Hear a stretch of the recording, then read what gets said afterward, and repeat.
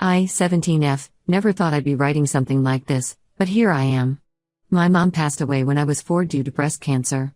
It was just me and my dad for a long time after that. We were really close, and he did his best to be both a mom and dad to me. My dad, let's call him Jack, was always a hard worker. He worked as an engineer at a local manufacturing plant, often putting in long hours to make sure we had everything we needed. Despite his busy schedule, he always made time for me. We had our special traditions: Sunday morning pancakes, movie nights every Friday, and camping trips during the summer. Those were some of the happiest times of my life. As I got older, I started to notice how lonely my dad seemed sometimes. He never dated, always saying that he was too busy with work and raising me. But I could see the sadness in his eyes when he'd look at old photos of my mom or when we'd run into other families at the park. When I was 12, my dad met Karen, 48F, at a charity event for cancer research. He'd started volunteering there in memory of my mom, and Karen was one of the organizers. They hit it off immediately, and within a year, they were married. It all happened so fast, but I was happy to see my dad smiling again. At first, I was hesitant about Karen. I worried she might try to replace my mom or change our family dynamic. But she was actually really nice and went out of her way to make me feel comfortable. She never pushed herself on me as a mother figure, instead positioning herself as more of a friend or aunt. Karen had this way of making everyone feel special. She'd remember little details about people and use them to make thoughtful gestures. For my 13th birthday, she surprised me with tickets to see my favorite band, remembering a casual comment I'd made months earlier. It was things like that that made me start to trust and like her. Karen told us she was a widow too. Her husband had supposedly died in a car accident when her son Tyler was just a baby. She'd raised Tyler on her own while running a successful marketing consultancy. I remember being impressed by her strength and thinking how perfect she seemed for my dad. Tyler, 22M, was in college when Karen and my dad got married, so he didn't live with us full-time. But he'd visit during breaks and holidays. Tyler seemed okay at first, but there was always something a bit off about him. He was really clingy with Karen and would get upset if she paid attention to anyone else, including me or my dad. I remember one Thanksgiving when Tyler had a meltdown because Karen was helping me with my homework instead of watching TV with him. He stormed out of the house and didn't come back for hours. Karen was really upset, but she just kept making excuses for him, saying he was stressed about school. Despite these occasional hiccups, things were mostly good for the first few years. Karen integrated well into our family, and my dad seemed happier than he had been in a long time. We even started taking family vacations together, something we hadn't done since my mom died. I have fond memories of a trip to Yellowstone where Karen and I stayed up late, roasting marshmallows and stargazing while Dad and Tyler went fishing. But then, about 6 months ago, things started to change. Karen began acting secretive, always on her phone and leaving the room to take calls. My dad noticed too, and I could tell he was worried. He tried to talk to her about it, but she'd just brush him off, saying it was work stress. I started noticing other things too. Karen would get really nervous whenever the mail came, rushing to grab it before anyone else could. And she was always forgetting her wallet, asking my dad to pay for things and promising to pay him back later. Last month, everything exploded. My dad came home early from work one day and found Karen in a heated argument with Tyler. Apparently, Tyler had been asking Karen for money again. This wasn't unusual. Tyler was always broke and asking for handouts. But this time was different. Tyler was threatening to tell my dad something if Karen didn't give him the money. My dad intervened, demanding to know what was going on. Tyler, probably thinking he could get more money this way, spilled everything. It turns out Karen had been lying about her past this whole time. She wasn't a widow like she'd told us. Her ex-husband, Tyler's dad, was very much alive. She'd left him years ago and taken Tyler with her, cutting off all contact. She'd been lying to avoid paying child support and alimony. But that wasn't even the worst part. Karen had also lied about her career history. She claimed to have been a successful businesswoman before meeting my dad, but in reality, she'd never held a steady job. She'd been living off alimony from her ex-husband, which is why she'd run when the payments were about to end. As Tyler ranted, more and more lies came to light. The cancer charity where she'd met my dad? She wasn't an organizer, just a low-level volunteer. Her college degree? Non-existent. Even her age was a lie. She was actually 5 years older than she'd claimed. My dad was devastated. He confronted Karen, who broke down and admitted everything. She begged for forgiveness, saying she'd lied because she was afraid my dad wouldn't want her if he knew the truth. But my dad was too hurt and angry to listen. He told Karen to pack her things and leave. Since then, our house has been chaos. Karen keeps trying to contact my dad, alternating between begging for another chance and threatening to take him for everything in the divorce. Tyler has shown up drunk a couple of times, yelling and demanding money. My dad is a mess, he barely eats or sleeps, and I can tell he's struggling to process everything. I don't know what to do. I feel betrayed by Karen too, but I'm also worried about my dad. He's always been my rock, and now I feel like I need to be strong for him. But I'm only 17, and I'm not sure how to handle all of this. I've been trying to keep things normal, cooking meals and making sure the house is clean, but it feels like everything is falling apart. I'm angry at Karen for lying to us for so long, and at Tyler for being such a leech. But mostly, I'm scared. What if my dad never trusts anyone again? What if this ruins him financially? We were happy before, and now it feels like our whole life was built on lies. I keep thinking back to all the moments we shared as a family, wondering if any of it was real. Did Karen ever really care about us, or were we just a meal ticket to her? And how could we not have seen through her lies? I feel so stupid for believing everything she told us. I could use some advice on how to support my dad through this, and maybe some insight on how to deal with my own feelings of betrayal and anger. Has anyone else been through something similar? How did you get through it? Update 1. It's been about a month since my last post, and a lot has happened. First, I want to thank everyone for their kind words and advice. It really helped me feel less alone in all of this. The day after I made my post, my dad sat me down for a long talk. He apologized for being so distant and explained that he'd been meeting with lawyers to figure out our options. It turns out that because Karen lied about so many things when they got married, there's a good chance my dad can get an annulment instead of a divorce. This would protect a lot of his assets and potentially keep Karen from getting any alimony. My dad's been working with a lawyer named Rachel, 38F, who specializes in cases like ours. She's been amazing, patiently explaining everything to us and working tirelessly to build our case. She even uncovered more of Karen's lies. Apparently, Karen had been married and divorced twice before meeting my dad, not just once like she'd claimed. Karen didn't take this news well. She showed up at our house late one night, clearly drunk, and started pounding on the door. She was yelling about how we couldn't do this to her, that she'd changed, and that she deserved another chance. My dad called the police, and they took her away. The next day, we filed for a restraining order. Tyler has been causing problems too. He keeps showing up at my dad's office, harassing his co-workers and making scenes. My dad's boss has been understanding so far, but I can tell it's taking a toll on my dad's work life. We're looking into legal options to keep Tyler away too. On a more positive note, my dad's sister, Aunt Sarah, 50F, came to stay with us for a while. She's been amazing, helping around the house and providing emotional support for both of us. She's even been driving me to school and my activities so my dad can focus on work and legal stuff. Aunt Sarah has always been like a second mom to me. After my mom died, she'd come stay with us for weeks at a time, helping my dad figure out how to raise a little girl on his own. She was the one who taught me how to braid my hair and helped me shop for my first bra. Having her here now feels like a lifeline. One interesting development is that Aunt Sarah managed to track down Karen's ex-husband, Mark, 53M. He was shocked to hear from us and had no idea where Karen and Tyler had been all these years.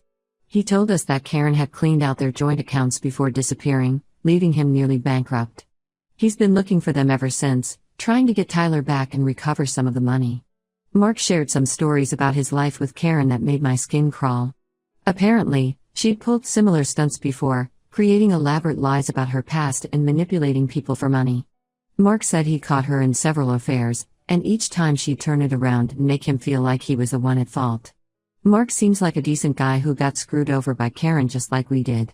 He's been helping my dad's lawyer build a stronger case against Karen. It's weird to think that if things had been different, this man could have been my stepdad instead. As for me, I'm doing okay. It's been hard seeing my dad go through all this, but I'm proud of how he's handling it. He's started seeing a grief counselor to work through his feelings about Karen's betrayal and to process some of the unresolved grief over my mom's death that this whole situation has brought up. I've been keeping busy with school and my extracurriculars. My friends have been really supportive, especially my best friend Emma, 17F. Her parents even invited me to stay with them for a week to give my dad some space to deal with everything. It was nice to have a break from the tension at home. Emma and I have been friends since kindergarten. She was there for me when my mom died, and she's been my rock through all of this too. She comes over almost every day after school, helping me with chores or just sitting with me when I need to vent. I don't know what I'd do without her. One of the hardest things has been dealing with the gossip at school. Somehow, word got out about what happened with Karen, and now everyone seems to be talking about it. Some people have been really kind, offering support and sympathy. But others seem to enjoy the drama, whispering and staring whenever I walk by. I'm trying not to let it get to me, but some days it's really tough. I've also been struggling with trust issues. If someone like Karen, who I lived with and loved for years, could lie about everything, how can I trust anyone? I find myself second-guessing everything people tell me, always looking for hidden motives or lies. My dad says he feels the same way, and we're both working on not letting Karen's actions poison our relationships with others. Right now, we're just taking things one day at a time. The legal proceedings are moving forward, and we're hoping to have some resolution soon. I'll update again when there's more news. Update 2, it's been another 2 months, and things have finally started to settle down a bit. The court granted the annulment, which was a huge relief for my dad. Karen tried to contest it, but with all the evidence of her lies, plus testimony from her ex-husband Mark, the judge ruled in our favor. The day of the final hearing was intense. Karen showed up with a sleazy-looking lawyer, trying to paint herself as the victim. She claimed my dad had known about her past and was only pursuing the annulment to avoid paying her alimony. But our lawyer, Rachel, was prepared. She presented evidence of Karen's lies, including falsified documents Karen had used to back up her fake history. In the end, the judge saw right through Karen's act. Karen didn't take the news well. She showed up at my school one day, causing a huge scene in the parking lot. She was yelling about how I'd ruined her life and turned my dad against her.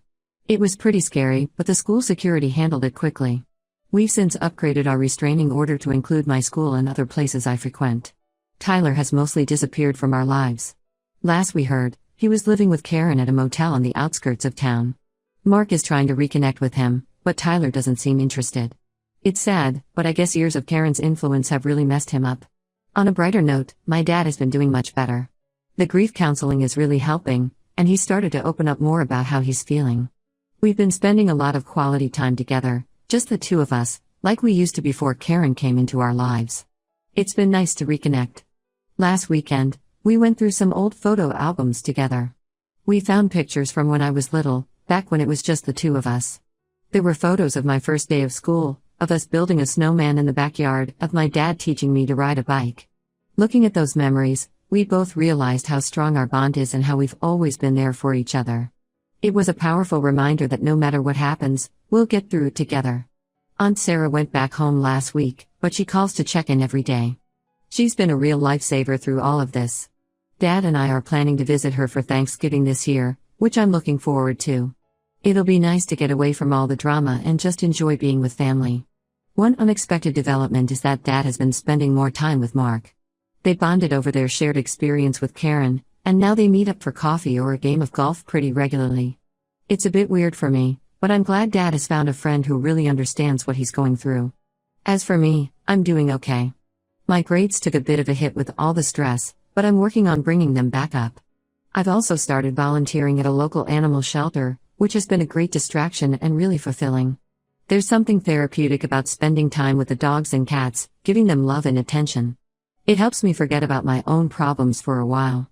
We're not completely out of the woods yet, there are still some legal loose ends to tie up, and we're both still processing everything that happened.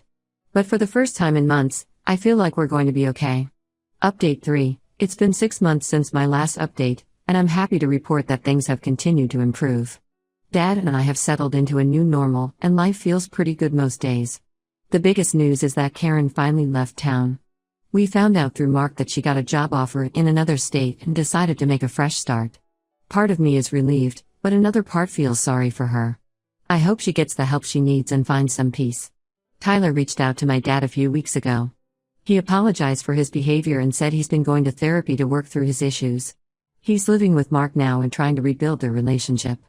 Dad was wary at first, but they've had a few phone calls since then. I'm not sure if Tyler will ever be part of our lives again, but I'm glad he's getting help. Dad has been doing great. He's thrown himself into his work and even got a promotion recently.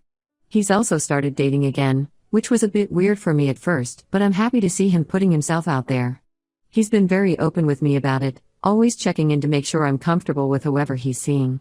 He's been on a few dates with a woman named Laura, 49F, who he met through a local hiking group. She seems nice, and it's good to see Dad smiling again. They're taking things slow, which I appreciate. Dad's made it clear that I'm his priority, and he won't pursue anything serious unless I'm okay with it. As for me, I just turned 18 and am getting ready to start college in the fall. Dad and I took a road trip to visit my top choice schools, which was a blast.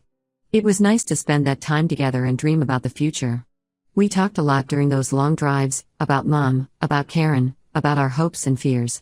It felt like we were finally able to put a lot of the pain behind us and look forward. I've decided to major in psychology, partly because of everything we've been through.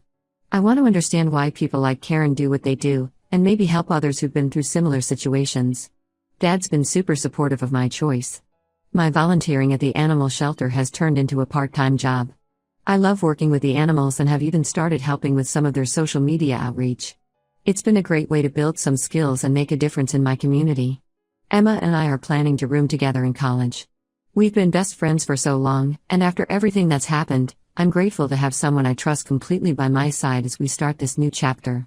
Looking back, I can't believe how much has changed in a year.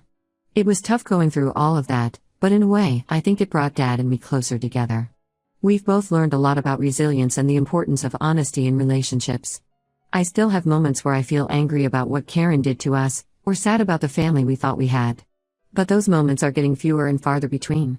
Mostly, I'm just grateful for the good things in my life, my dad, our health, our home, and the opportunities ahead of me. I'm sure we'll face more challenges in the future, but I feel like we can handle anything now. We've got each other's backs, and that's what really matters.